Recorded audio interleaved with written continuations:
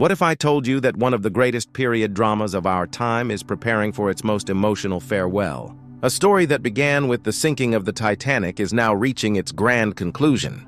For millions of fans around the world, Downton Abbey has never been just a show. It has been a time machine, carrying us through eras of love, loss, triumph, and tragedy. Now, with the arrival of Downton Abbey 3, the Crawley family prepares for their last bow. And the truth is, this finale promises to be far more than a film.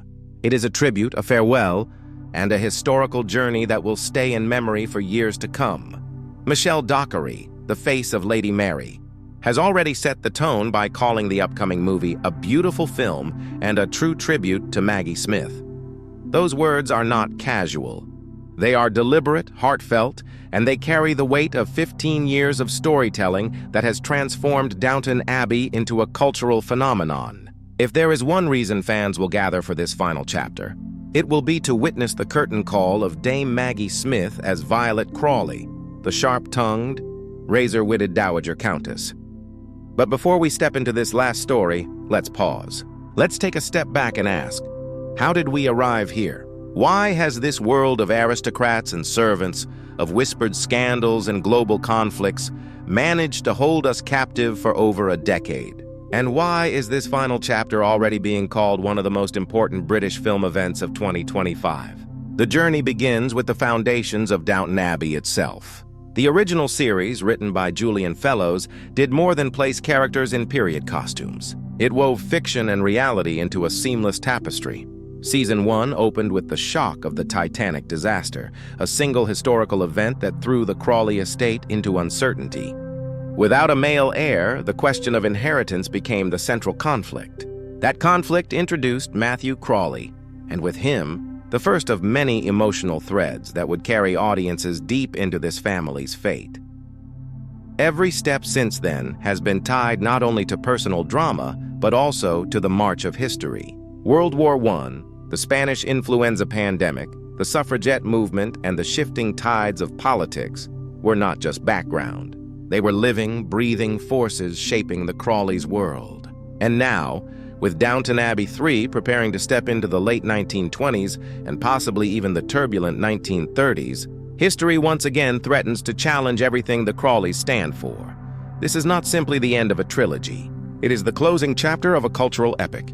And it is no coincidence that Maggie Smith's legacy lies at the center of it. For years, Violet Crawley has been the voice of wit, wisdom, and brutal honesty. Her sharp lines cut through pretense and tradition, reminding both her family and the audience of the fragility of privilege in a changing world. To bid farewell to her character is to bid farewell to an era itself. But Downton Abbey 3 is not only about endings. It is also about reunions. Beloved cast members return, with Paul Giamatti reprising his role as Harold Levinson and Dominic West, stepping once again into the life of Guy Dexter. And with fresh additions like Jolie Richardson and Simon Russell Beale, the ensemble expands in ways that promise to keep the story alive until its very last moment. The stage is set, the cast has returned, and the world is watching as one of television and cinema's greatest sagas takes its final steps toward the curtain call. When Michelle Dockery spoke about returning to set for one final time, her words carried the tone of someone saying goodbye to family. She described the experience as bittersweet, a mix of joy and sadness that only comes when you know the end has truly arrived. For her and for the rest of the cast, Downton Abbey has never been just another role. It has been a home, a gathering place, a world they were fortunate to live in for over 15 years. She explained how, throughout the years, the cast has filmed countless farewells. Every season finale, every supposed ending felt like a possible goodbye. But this time, it was different. This time, they savored every moment on set, knowing it would be the last. That sense of finality gives Downton Abbey 3 a weight unlike anything before it. It is not only about closing a story for the audience. It is about closing a chapter in the lives of the actors themselves, and at the very center of that emotional goodbye is Dame Maggie Smith. As Violet Crawley, she was more than just a character. She was the anchor of the Crawley family, the source of biting humor, cutting remarks, and unexpected moments of vulnerability. Her presence was magnetic, commanding every scene with an elegance that reminded us why Downton Abbey reached such heights of acclaim.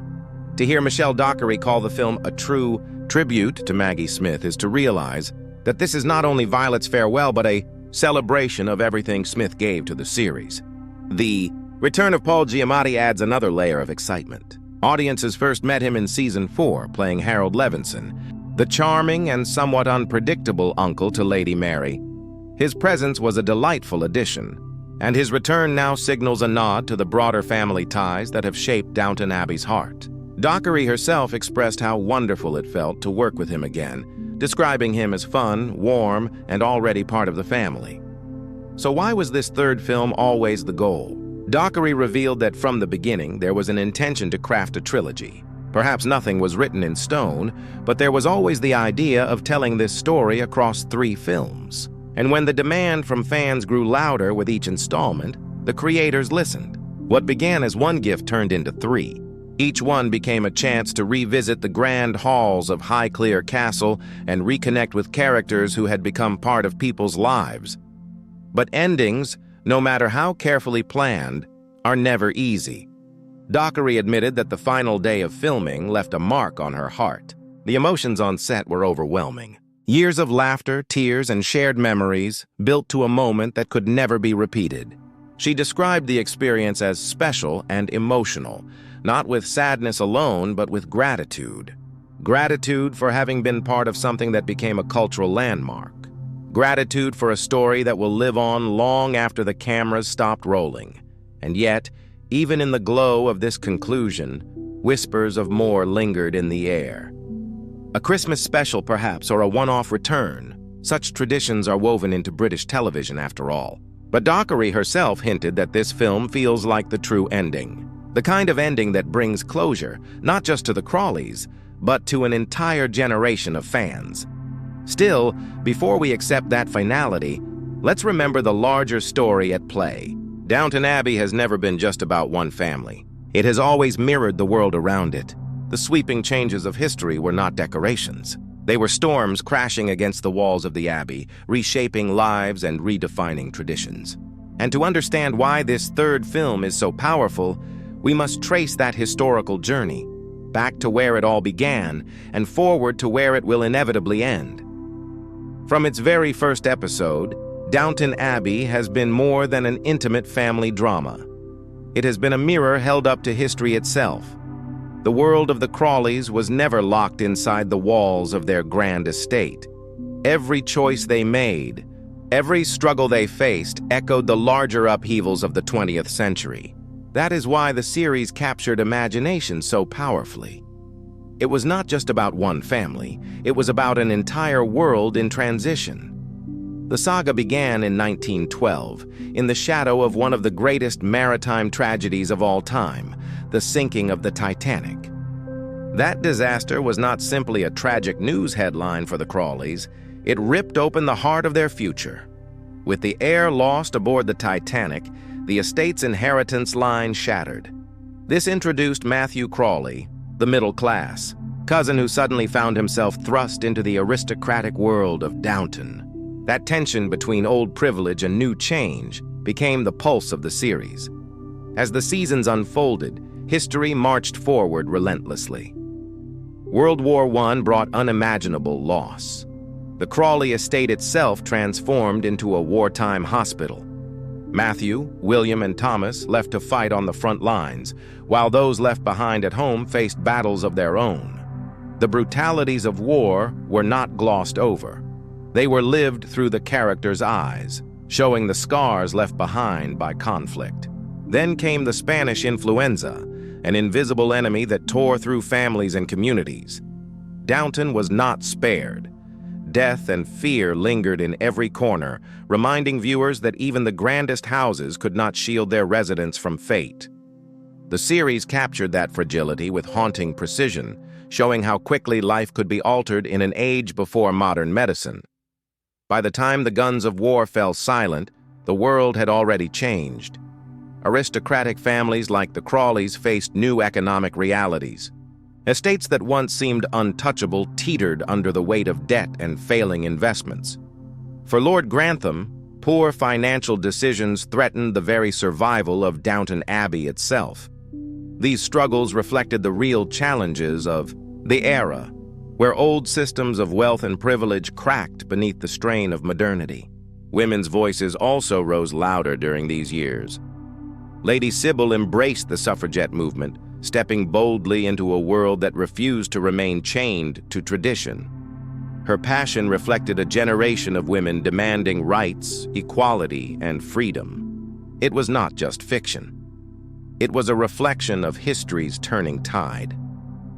The series carried us into the Roaring Twenties, a decade of both liberation and uncertainty. Lady Mary, widowed after the devastating loss of Matthew Crawley, became a symbol of resilience. Her grief was real, but so too was her determination to shape her own destiny. The jazz clubs, the cultural shifts, the rapid change of social norms all became part of the Crawleys' story. Downton Abbey did not stand frozen in time. It danced with the currents of change. And through it all, Maggie Smith's Dowager Countess anchored the story. She reminded her family, and the audience, that tradition had weight, even as the world raced forward. Her sharp tongue and piercing wit cut through every storm, making her both a shield and a symbol of an age that was fading. The films continued this historical thread. The 2019 movie placed the Crawleys in 1927, preparing for a royal visit from King George V and Queen Mary. It was a moment of splendor, but beneath it, a reminder of how power and privilege were shifting. Then came a new era, set in 1928, where the glamour of Hollywood touched the estate. Once again, the Crawleys found themselves pulled into the tides of modernity. Now, with Downton Abbey 3, the horizon expands once more. The late 1920s and 1930s loom large, and history waits with shadows darker than ever before. The world is on the brink of the Great Depression, a collapse that will test the wealth of every great estate in Britain. At the same time, across Europe, fascism rises. Adolf Hitler ascends to power, and the clouds of another world war begin to gather. The Crawleys, like so many families of their class, will not be able to remain untouched. Their traditions, their wealth, even their way of life stand at risk. The question is not whether change will come. It is how they will endure it. And this is what makes Downton Abbey 3 so compelling. It is not just another chapter. It is the last, written in the shadow of history's greatest storms. As the curtain rises for Downton Abbey 3, the weight of history and memory converges. This is not simply a story about the Crawleys. It is a story about us, the audience who has walked beside them for over a decade. Every smile, every heartbreak, every whispered secret in the halls of Highclere Castle has carried us deeper into a world that felt alive. And now, that world prepares to take its final bow. Michelle Dockery captured the spirit of this farewell when she described the last day of filming as unforgettable. For her and her castmates, every scene was filled with emotion. They were not only acting as Lady Mary, Lord Grantham, or Tom Branson, they were saying goodbye to themselves, to the younger versions of who they were when the journey began, and to the bonds forged over 15 years of storytelling. But no farewell weighs heavier than that of Dame Maggie Smith. Violet Crawley, the Dowager Countess, has been more than just a character. She has been a force of nature. With her wit sharper than any blade, she brought laughter when it was least expected, and truth when it was most needed. She reminded us that even in times of change, the wisdom of age holds power. And so, this film is more than the ending of a franchise.